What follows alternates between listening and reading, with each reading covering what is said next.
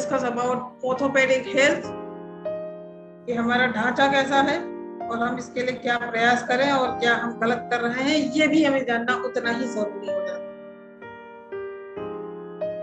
आज के जो हमारे विशेषज्ञ हैं उनसे आप आज भी मिलेंगे और ये मैं इस चीज का भी उनसे प्रॉमिस लेना चाहूंगी कि हम उनसे दोबारा भी बहुत सारी चर्चा करने वाले हैं। डॉक्टर विवेक शिम्पा हमारे साथ जुड़ चुके हैं मुंबई से, दिल्ली से। He's very senior orthopedic surgeon, has an experience of 17 years of practice in this field. He's senior consultant orthopedic and joint replacement surgeon at Delhi. सब दिल्ली में एक जगह नहीं 3 जगह अपनी सेवाएं देते हैं। कंसल्टेंट भी हैं और गोविल हॉस्पिटल के साथ भी हैं। His area of interest in orthopedic limb trauma, knee and hip surgery, like primary total knee replacement, partial knee replacement, total hip replacement, partial hip replacement, corrective osteosmosis around knee. So 50% से ज्यादा लोगों को शायद नी की problem होगी। I am not calculated the data, but मुझे ऐसा लगता है आपके साथ में ये परिचर्चा सबके लिए बहुत उपयोगी होने वाली है।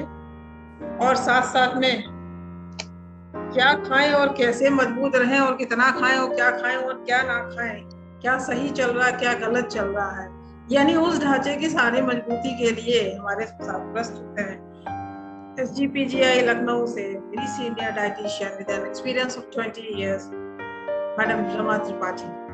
रमा मैडम के साथ में हमने पहले भी परिचर्चा की है और बहुत उपयोगी रही है। बहुत ही सहज भाव से, बहुत ही सरल शब्दों में और बहुत सारी जानकारी आपके सामने जाएगी। और मैडम का स्पेशलाइज्ड एरिया है children diet, renal disorder, diabetes mellitus. She has a more than experience of 18 years for conducting dietetic internship courses at SGPGI Lucknow.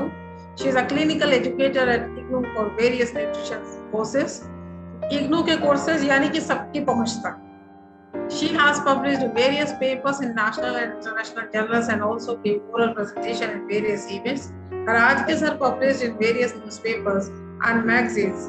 She was also invited to give a talk on Doordarshan channel. She is a member of technical committee related to malnutrition of UNICEF. Malnutrition अपने आप में बहुत बड़ा मुद्दा है और सारी दुनिया में है, अफसोस की बात है। तो हमारे दो विशेषज्ञ हैं जिनसे परिचय आपका हो चुका। फटाफट अपने सवाल डालिए और ताकि हमको बहुत सारी जानकारी थोड़ी सी मिल जाए। Doctor Pankaj Kumar Shrivastava is a well known figure in cardiac surgery, और आप जानते हैं कि doctor Pankaj Kumar Shrivastava is the founder of Doxnear Me as well as Janesh Initiative, a social organization. कई कार्यक्रम हम दोनों साथ मिलकर भी करते हैं और उद्देश्य यही है Doxnear Me का कि हम वहां तक अपनी सर्विसेज पहुंचाएं जहां तक लोगों के पास में विशेषज्ञ नहीं उपलब्ध हैं या बहुत सारी उनके पास में हेल्थ एजुकेशन नहीं है, हाइजीन एजुकेशन नहीं है। और इसी के संयुक्त प्रयास में जेनेश इनिशिएटिव की तरफ से जब से पेंडेमिक चला है, मास्क लगाओ कोरोना भगाओ कार्यक्रम के तहत मास्क डिस्ट्रीब्यूशन और उससे पहले से लेकर आज तक हाइजीन किट डिस्ट्रीब्यूशन भी चल रहा है, क्योंकि बिलीव कि हेल्थ का बेस जो है वो हाइजीन है, तो उस पे भी कार्यक्रम चल रहे हैं। इसके अलावा doctor Pankaj Kumar Shrivastava is a very senior cardiac surgeon as well as medical director of Divine Heart and multi speciality Lucknow, जो अपने आप में मील का पत्थर है, उसके बारे में सब जानते हैं अच्छी तरह। और डॉक्टर पंकज कुमार श्रीवास्तव अभी स्टार्ट करने जा रहे हैं एक ट्रेनिंग कोर्सेज के लिए, लोगों को तैयार करने जा रहे हैं हम स्वास्थ्य मित्र की तरह छोटी छोटी ट्रेनिंग्स के लेकर, ताकि उन जगहों तक पहुंचे जहां तक लोगों के पास में स्वास्थ्य से संबंधित बहुत सारी सही जानकारी नहीं है, सेवाएं नहीं है। उसके लिए हम लोग ट्रेनिंग प्रोग्राम भी कर रहे हैं। उसके लिए प्रॉपर बिल्डिंग या प्रॉपर इंस्टीट्यूशन तैयार हो रहा है। और डॉक्सनियर मी के साथ में हमने बहुत सारे स्कूल्स और बहुत सारी जगहों पर हेल्थ चेकअप कैंप्स भी किए, जो कि पैंडेमिक में बंद किए। और पैंडेमिक के से ही हमने सबसे ज्यादा जोर दिया ई क्लिनिक पे, जिसमें कि हमारे स्पेशलिस्ट डॉक्टर्स उन जगहों से उन लोगों से कनेक्ट होते हैं जिनको कि इस तरह की जानकारी की आवश्यकता है या जो स्वास्थ्य से संबंधित समस्याओं को झेल रहे हैं। और इन सब चीजों के कारण ही डॉक्टर पंकज कुमार श्रीवास्तव को servant of the poor award confederation of NGO of rural India की तरफ से भी नवाजा गया। सर अपने कार्यक्रम में व्यस्त हैं और जब उनको टाइम होगा वो हमसे कनेक्ट होंगे और वो अपनी राय भी आपके सामने रखेंगे। I'm practicing as a psychologist, soft skill trainer, and I'm a speaker with various platforms as well as resource person and counselor of CBSE। और टॉक्सियन और इस तरह के कार्यक्रम से जुड़ने से मुझे बहुत मजा आता है और बहुत फायदा होता है, क्योंकि आप सब लोगों के साथ कनेक्ट होते हैं और बहुत सारा कुछ सीखने को मिलता है। सो ये जर्नी ऐसे ही चलती रहेगी, ये कारवां है जो कि बस चलता रहेगा और सबका सहयोग इसमें शामिल रहेगा।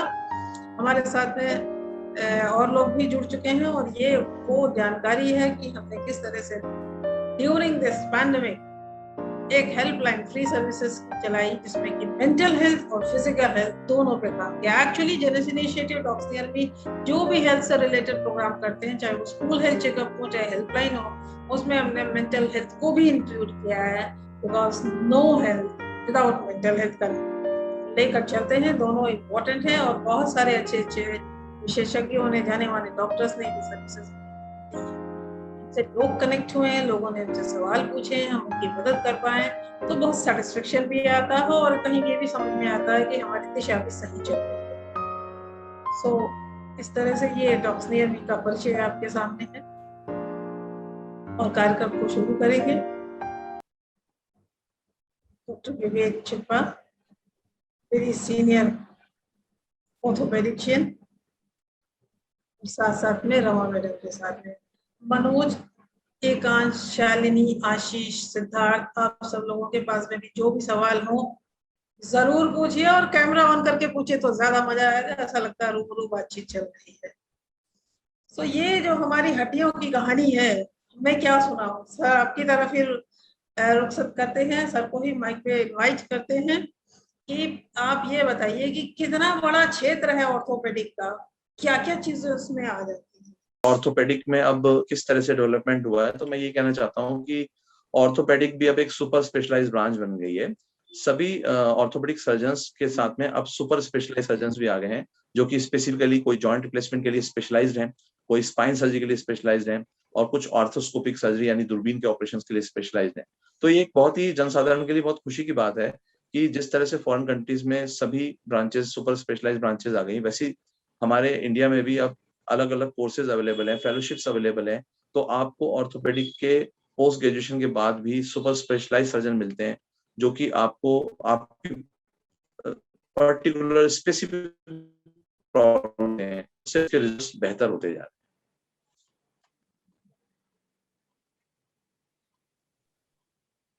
सर क्या इसमें सिर्फ हम बोन्स की बात करते हैं या और भी चीजें इसमें इंक्लूडेड है? नहीं, इसमें बहुत सारी ऐसी भी चीजें हैं। लोगों को ये रहता है कि सिर्फ जॉइंट्स की बात हो रही है, पर मतलब बोन्स के अलावा जॉइंट्स हैं, लिगामेंट्स हैं, लिगामेंट इंजरीज, स्पोर्ट्स इंजरी जो आती हैं। बहुत सारे ऐसे खिलाड़ी होते हैं जिनके एक्सरसाइज करते समय या अपनी प्रैक्टिस करते समय लिगामेंट्स टूट जाते हैं। उन लिगामेंट्स की स्पेसिफाइड सर्जरीज होती हैं और वो बोन से मतलब सिर्फ बोन ही नहीं है, बोन के अलावा बहुत कुछ है। प्रॉब्लम ले लीजिए, बहुत कॉमन प्रॉब्लम सो उसके लिए भी जो इलाज है वो बोन्स के अलावा सॉफ्ट टिश्यू यानी कि मांस की प्रॉब्लम भी डील करते हैं ऑर्थोपेडिक सर्जन्स ही। So वेरी वास्ट फील्ड है, वो जो जन्म के समय से लेकर अंत तक चलना ही चलना है। और हमारे दूसरे विशेषज्ञ जो कि हमारी आहार विशेषज्ञ हैं, very senior dietitian Rama madam. Rama madam एक चीज बताइए, बेसिकली कौन सी चीजें हैं जो हमारी हड्डियों को मजबूत करती हैं, क्योंकि वो दूध हड्डी मजबूत हर एक पे 100% तो लागू नहीं होता है। नहीं, देखिए बहुत सारी चीजें हैं। सबसे पहले तो मतलब बहुत सारे कंबाइंड फैक्टर हैं उसमें। डाइट ऑब्वियसली बहुत इम्पोर्टेंट है, लेकिन डाइट के साथ कुछ एक्सरसाइज होता है, आपका डेली रूटीन है, कुछ पॉस्चर्स होते हैं, या एक्सेस अल्कोहल नहीं लेना होता है, या बहुत एक्सेस स्मोकिंग नहीं करना होता है, क्योंकि ये सारी चीजें कोरिलेट करती हैं। आपके कैल्शियम इनटेक आप बहुत ज्यादा भी ले रहे हो, बट अगर ये सारी चीजें आपका प्रोपोर्शनेट नहीं है तो ऑब्वियसली आपका बोन हेल्थ बहुत ज्यादा इफेक्ट करेगी। और यहाँ पे मैं सबसे जरूरी बात ये कहना चाहूंगी, लोग बहुत दूध लेते हैं। कभी कभी मेरी ओपीडीज में लोग आते हैं, वो कहते हैं मैडम मैं तो सिर्फ दूध की ही चाय पीता हूँ। तो उनको ये नहीं पता होता है कि जो चाय लेते हैं उसका जो कैल्शियम का चाय का जो उनका कैफीन है, बेसिकली वो कैल्शियम को बॉडी में एब्जॉर्ब ही नहीं होने देता है।